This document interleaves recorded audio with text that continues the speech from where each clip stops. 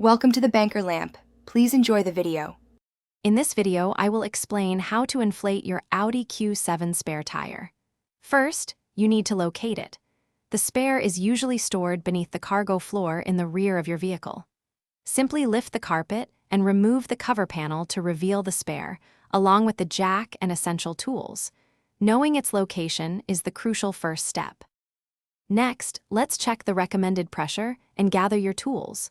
You can find the correct tire pressure listed on a sticker inside your driver's side door jamb.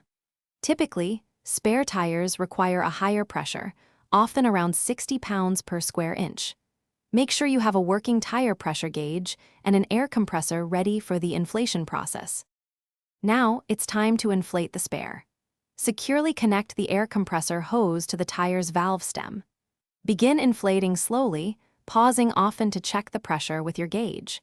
It is important to reach the exact recommended pressure, which for many spare tires is around 60 pounds per square inch, ensuring safe temporary use.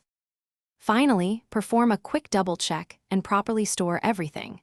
Confirm the tire pressure is precisely at the recommended level. Then, carefully place the inflated spare tire, jack, and all tools back into their designated compartment.